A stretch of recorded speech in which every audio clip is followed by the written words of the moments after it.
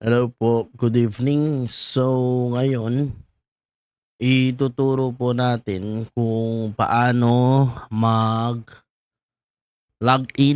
register sa web clocking Counterbyte. So marami nang nakakaalam pero marami din nagtatanong kung paano mag-register or mag-login. So, pupunta kayo dito. Ito yung website. So webclocking.counterbytes.app. Pwede nyo siyang i-search din sa Google lang ng web clocking. Counterbyte web clocking. Tapos, ito na yan. Siya yung nasa unahan. No? So, dito, kung meron na kayong IPJON account, yung dating IPJON kasi wala na tayong IPJON ngayon, pwede nyo siyang ilagay.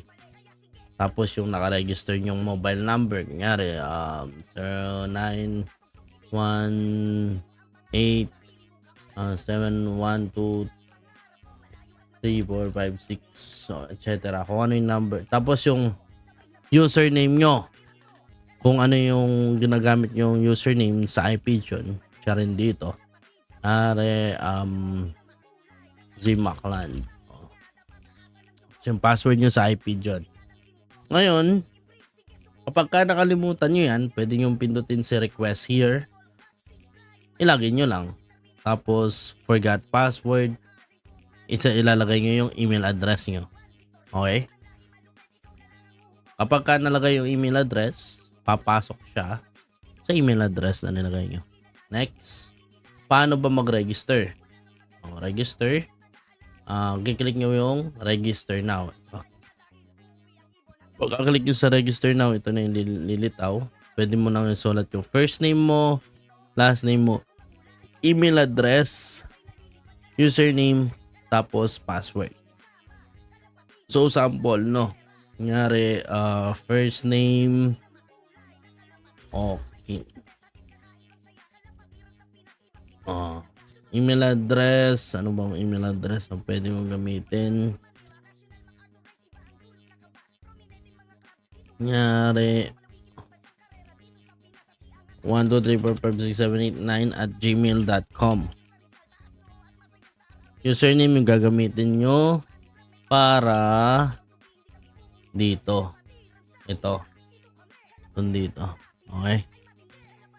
Tapos, lalagay mo lang kunyari admin. Tapos, gawa kayong password. 123456789. 123456789. Kapag register nyo, sasabihin niya, hindi dapat ganun lang. Sasabihin niya, we've already sent the email or the code to your email. Tapos, open nyo yung inyong Gmail. Kung ano yung nilagay nyo. Wait, titignan ko lang siya dito.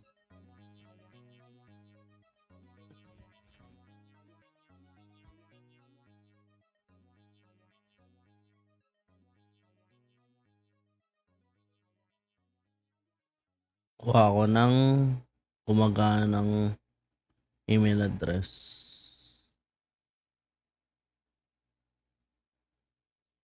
Ito. Kunyari, first name, Michael. Last name, Angelo. Tapos, tibobs@gmail.com. Tapos gusto kong email address, kunyari, tibobs 123. Password, 98, kunyari, 123456789. Mas maganda kung hindi na mahirap yung password na ilalagay nyo para hindi kayo malilito. Ayan. So, once na sined na to, pupunta kayo ng email address nyo. Kung ano yung email address na nilagay nyo. Doon sa akin, tibobs. Bale, ganito yung lilitaw. To activate your account, please click the following link. Kiklik nyo lang to. Itong kulay blue na to, ito. Yan. Pagka-click nyo dyan, your account is now activated. So, punta kayo ulit ng web clocking. Kunyari, TNPR, register account. Dapat sa mobile number mo na pala. Yung mobile number, kapag i-activate nyo to, kailangan SMS muna. Okay?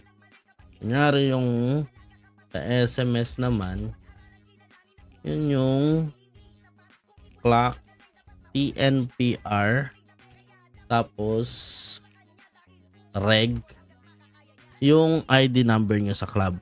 Yung sined namin na ID number. Kunyari, 111. So, kapag na-type nyo na to sa SMS, isa-send nyo siya sa kahit na anong access number. Send to any access numbers. Sir, ano po yung mga access numbers? So, ito yung mga access number. Kunin ko lang.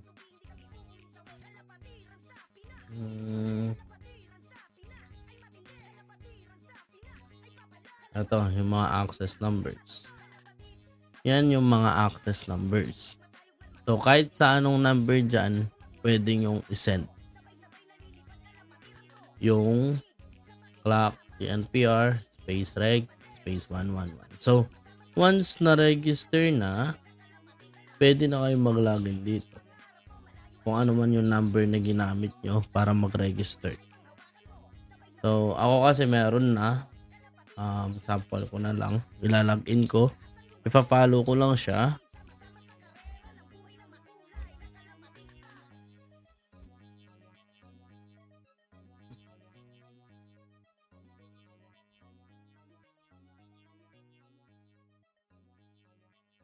Ayan.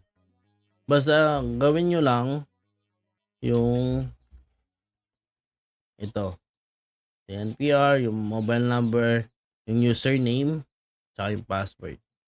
Tapos login. So once na nandito na kayo, para sigurado, mag-register pa rin kayo.